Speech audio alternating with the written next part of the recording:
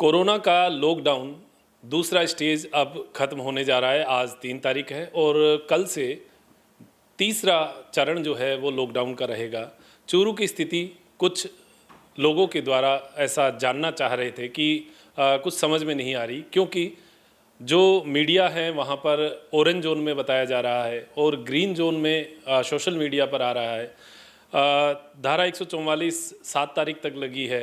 Green zone के लिए कुछ अलग नॉर्म्स हैं, ऑरेंज जोन के लिए अलग नॉर्म्स हैं और चूरू के जिला कलेक्टर महोदय संदेश जी नायक के द्वारा एक सक्रिय भूमिका निभाते हुए आज चूरू को 0 कोरोना पॉजिटिव किया, जो एक बहुत बड़ी टीम के साथ इन्होंने नेतृत्व करके जो कार्य किया है उसके लिए तो हम बधाई देंगे जिला प्रशासन को।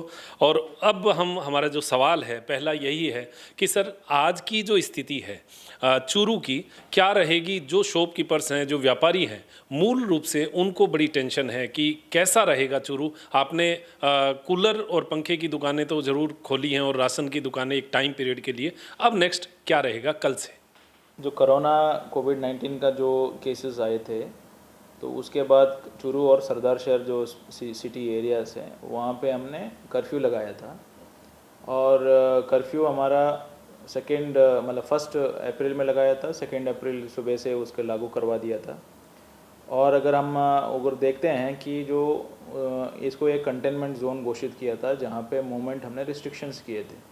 स्पेशली हॉटस्पॉट एरियाज़ जो थे, कुछ वार्ड्स थे, उस वार्ड्स को हमने दोनों जगह पे सरदार शहर और चूरू में हमने उनको पूरा एक 1 एंट्री 1 एग्ज़िट का जोन बनाए थे। वही अगर हम देखते हैं तो 14 दिन उसके बाद पूरा 1 महीना वो कर्फ्यू में ये रहा एरिया। और उसके बाद जो इस एरिया में अभी तक कोई केसेस नहीं आए और जो केसेस भी आए थे वो उनके नेगेटिव होके, उनके सेहत में सुधार होके वो पॉजिटिव या नेगेटिव हो गए और डिस्चार्ज भी हो गए।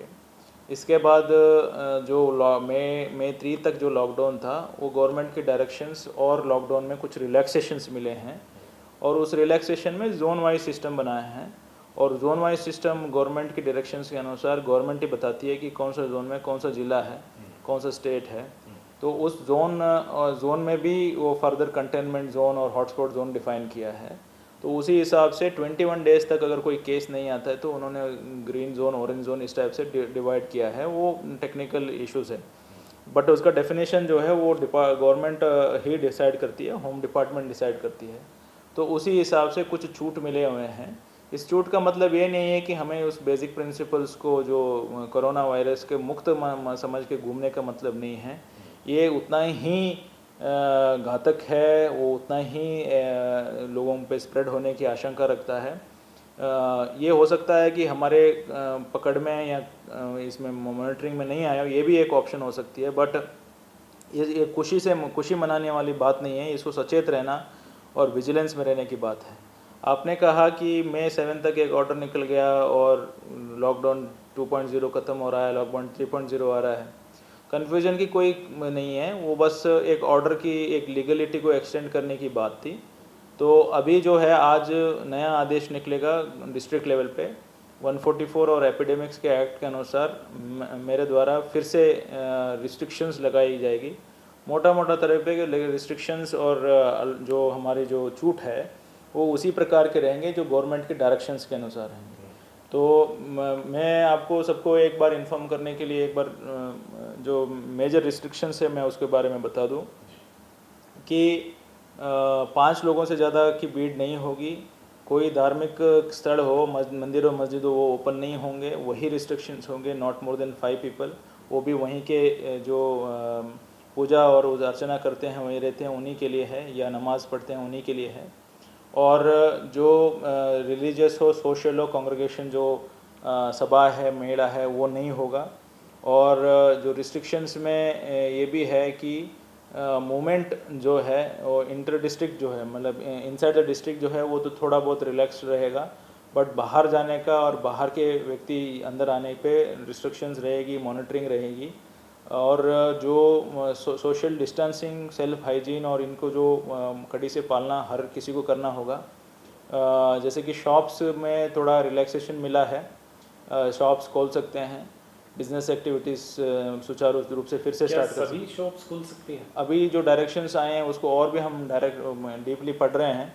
जो शॉप एक्ट में जो रजिस्टर्ड शॉप्स सभी जो है वो खुल सकते हैं, बट हमने ये तय किया है कि क्योंकि सोशल डिस्टेंस मेंटेन करना है और बहुत ही ज़्यादा एक रिस्ट्रिक्टेड एरिया, जो बहुत ही कंजेस्टेड एरिया होती हैं, उसको हमने ये सोचा है कि 20 जो फीट के रास्ते में जो दोनों साइड में दुकान है वहाँ पे हम रूटीन अल्टरनेटिव इस पे मंडे ट्यूसडे वेंसडे एक साइड और थर्सडे फ्राइडे और सैटरडे एक साइड खुलेगी, और रिक्वेस्ट करेंगे कि संडे को आप शॉप्स क्लोज रखें। ये स्पेशली चूरू डिस्ट्रिक्ट के लिए रहेगा? चूरू डिस्ट्रिक्ट के लिए रहेगा, ये अपनी व्यवस्था के लिए हमने रखा है कि ये बेहतर होगा कि हमें सोशल डिस्टेंसिंग में पालना होगी और सभी के दुकानें खुले रहेंगी। हाँ, बढ़िया। और कंजेस्टेड एरिया में सोशल डिस्टेंसिंग अदरवाइज पॉसिबल नहीं है, तो ये रिस्ट्रिक्शन हम हमारे पास जो पावर एग्जिस्टिंग पावर है उसके ऊपर यूज़ करते हुए लगा देंगे। तो स्पेशली वो उन इलाके के लिए जहाँ पे कंजेस्टेड है। बहुत ही कंजेस्टेड है और जो रास्ता है, जो गली है वो 20 फीट से कम है। और उसके साथ साथ जो उन जगह पे है इसका जो डेफिनेशन जो है और इसका जो मार्किंग जो है वो स्थानीय जो लोकल जो एसडीएम्स है और म्यूनसिपल कमिश्नर्स है, ये एग्जीक्यूटिव ऑफिसर्स है, वो डिफ़ाइन कर देंगे। तो उसी हिसाब से इनको हमें थोड़ा सहयोग देना पड़ेगा कि जिससे हमें ये शॉप्स का रिस्ट्रिक्शंस जो है वो सही रहेगा। मतलब ये तो लोग एग्री भी कर लेंगे क्योंकि वो उनका दुकानें खुले भी रहेगी और सोशल डिस्टेंसिंग भी करेगा। और जैसे कि मूवमेंट में है, मूवमेंट में जो यहाँ तक लिखा हुआ है कि पिलियन राइडर अलाउड है मोटरसाइकिल में 1+1 और 1+2 जो है 1+2 1+3 जो है वो अपने व्हीकल्स में अलाउड है। तो सोशल डिस्टेंसिंग ये पालना करना ही पड़ेगा, बिना बात के इसको हल्के से लेने वाला फिर से वो ये ग्रीन जोन से ऑरेंज जोन या ऑरेंज जोन से रेड जोन लेने में समय नहीं लगेगा। बस ये केसेस की बात है, लोग बहुत माइग्रेट होके आ रहे हैं। हाँ, उन एरिया से भी आ रहे हैं जो रेड जोन्स हैं, जैसे कि अहमदाबाद और सूरत हो, ये सब डिफाइंड किया हुआ है गवर्नमेंट से। महाराष्ट्र के कुछ इलाका से आ रहे हैं, कोलकाता से भी आ रहे हैं, कुछ जगह जो डिफाइंड एरिया है जहाँ पे ये रेड जोन है वहाँ से व्यक्ति आ रहे हैं। रिक्वेस्ट ये रहेगा कि वहाँ का व्यक्ति आते हैं तो हमें वहाँ का परमिशन लेके आ गया है तो हमें कोई दिक्कत नहीं है, बट हमारे लिए एक रहेगा रिक्वेस्ट ये रहेगा कि वो जो व्यक्ति आते हैं तो वो ऐसा नहीं है कि वो होम क्वारंटाइन होना चाहिए और लोगों के साथ कम से कम मिलना चाहिए। अगर कोई दूसरा व्यक्ति भी उनसे मिल रहा है तो उसको भी थोड़ा वो ध्यान रखने वाली बात है कि वो हमें सचेत करेगा, हमारे कंट्रोल रूम में बताएगा।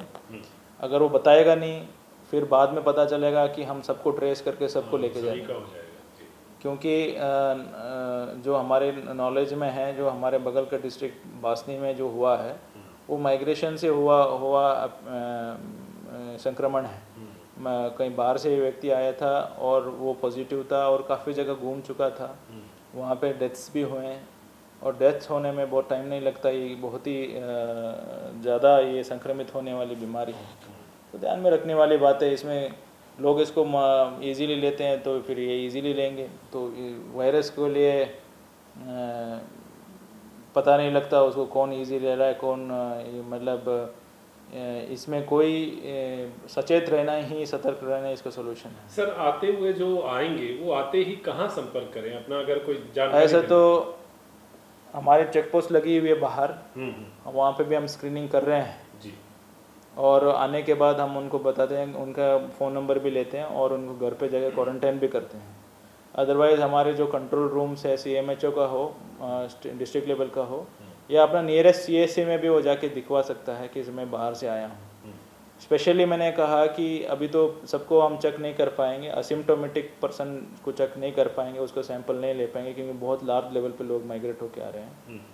बट वो व्यक्ति अगर होम क्वारंटाइन हो जाता है, कम से कम लोगों से मिलता है, तो शायद इसके फैलाव नहीं होगा, वैसे ही चेन टूट जाएगी। चेन टूट जाएगी। अगर जो व्यक्ति आता है और उसमें सिम्टम्स है, अभी भी सिम्टम्स है, अगर उसका नोज़ रनिंग है या उसमें खांसी जुकाम हो गए हैं तो, या उसको सिम्टम्स मतलब ऐसी सांस लेने की दिक्कत आ रही है, या उसको ऐसी समर में मई के समय में भी उसको अगर लग रहा है तो वो केयरफुल हो तो आके हमें चेक करेगा और हमारे से सैंपल भी कलेक्ट करेगा, ये ज़रूरी है। जी। तो सर आपने लगभग पूरी बातें जो है वो बताई दी हैं और हमारे जो यहाँ के चूरू के जो लोग हैं उन तक ये बात पहुँच चुकी होगी।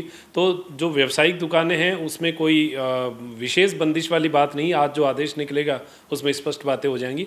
औद्योगिक क्षेत्र सर लगभग क्या उसमें खुलने की संभावना? रूरल एरिया में सभी खुलेगा जी, ऑल रूरल एरिया में बिजनेस। जी। तो रूरल एरिया में जो बिज़नेस है वो सब खुलेंगे, लेकिन सतर्कता बहुत ज़रूरी है। चूरू हमारा जो है ऐसा ही बना रहे, ग्रीन जोन में ही हमेशा रहे, इसके लिए एक एक व्यक्ति को हमें प्रयास करना है। और आज के दिन चूरू बहुत बहुत मेहनत से कार्य कर रहा है और सभी लोगों ने मिलकर बहुत अच्छा ये कार्य किया है। तो सर आपका बहुत बहुत धन्यवाद। Thank you. तो अब मेरे साथी नरेश जी शर्मा के साथ मैं डॉक्टर मनोज योगाचार्य लेता हूँ इजाज़त त्रिनेत्र टीवी के लिए। नमस्कार।